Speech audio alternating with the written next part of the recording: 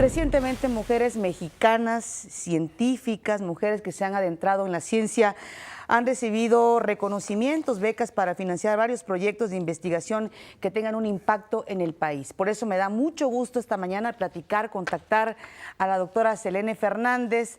Ella está en Guadalajara, Jalisco, y es una de estas científicas mexicanas que fueron reconocidas precisamente, en este caso, por el desarrollo de la genómica en nuestro país. Doctora, qué gusto saludarla, muy buenos días. Hola, muy buenos días, Pati. Doctora, y para que nos hables precisamente, primero que nada me gustaría saber qué tan difícil es para las mujeres en este país incursionar en la ciencia. ¿Qué tipo de obstáculos tuvo que brincar para estar finalmente en la ciencia, pero además ser reconocida? Bueno, Pati, primero quería aclarar una cosa. Yo estoy basada en Irapuato, Guanajuato, en el CIMBESTAB, no en Guadalajara.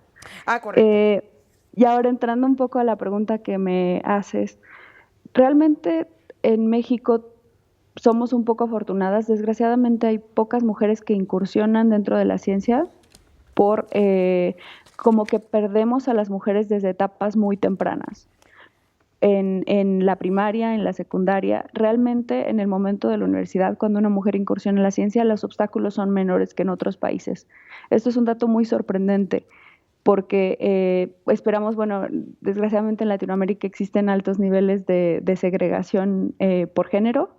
Sin embargo, una vez que se llega a un nivel universitario, la segregación es menor que en otros países. Tenemos proporciones más altas de mujeres participando en ámbitos científicos que otros lugares del mundo, como por ejemplo Estados Unidos o Europa.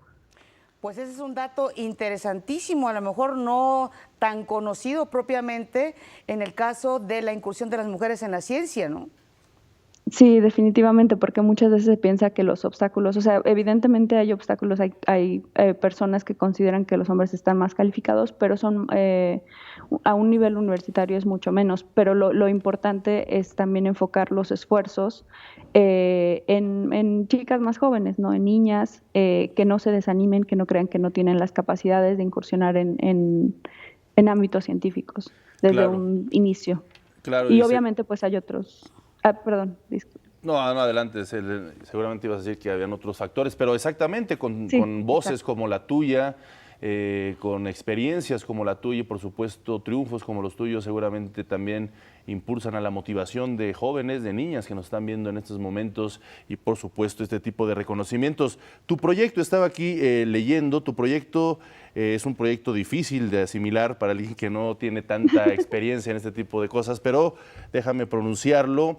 Es el proyecto Validación de la existencia de dominios de pegado a proteínas en un RNA largo no codificante. Bueno, pues para nosotros es como un trabalenguas, pero afortunadamente hay mentes inteligentes como la tuya que nos pueden resolver este tipo de temas. ¿Cómo lo explicas? ¿Qué es lo que se está trabajando al respecto? Bueno, realmente lo que es muy interesante, pongo siempre el ejemplo de los humanos porque nos es más fácil relacionarlos. Yo estudio sobre todo plantas, pero por ejemplo en humanos, en todo nuestro genoma, solo el 3% de todo nuestro ADN hace proteínas. Las proteínas son lo que nosotros conocemos como, no sé, la queratina del pelo, el colágeno de la cara, con lo que estamos más relacionados. Y los esfuerzos en biología molecular, casi todo lo que se conoce es en esa zona.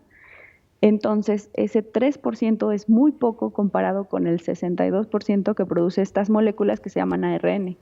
Y lo que sucede es que se pensaba que no tenían funciones, excepto de ciertas funciones muy específicas, se creía que la mayoría no eran funcionales. Sin embargo, recientemente se ha visto que tienen funciones importantes, cambiando, por ejemplo, la expresión de genes. Esto quiere decir, todas nuestras células tienen el mismo ADN, pero por ejemplo una célula de piel es evidentemente diferente a una célula del ojo, porque Claro. el tipo de genes que están expresando son distintos. Entonces, por eso son importantes.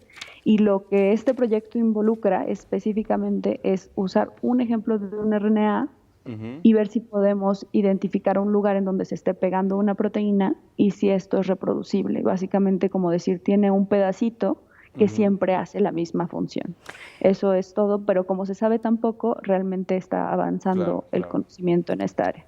Selene, finalmente, ¿qué le podrías decir pues a las niñas sobre todo? Porque la ciencia debe de iniciar desde etapas muy tempranas. ¿Qué les podrías decir a todas estas niñas, jovencitas que tienen interés por la ciencia para precisamente adentrarse en ese mundo que antes se pensaba relegado solo para los hombres?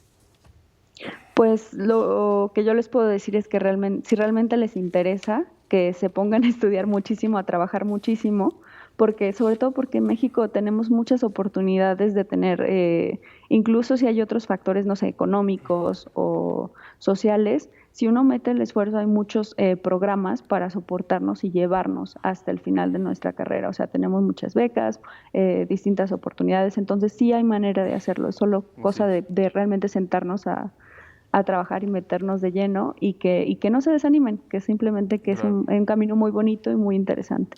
Así es, y están estas becas justamente como la que te otorgaron a ti, la cual permite justamente mantener estos tipos de investigaciones que a la larga pues benefician justamente al ser humano. Gracias, gracias Selene, felicidades, gracias por estar con nosotros, un fuerte abrazo y excelente inicio de año. De acuerdo, muchas gracias igualmente. Hasta luego.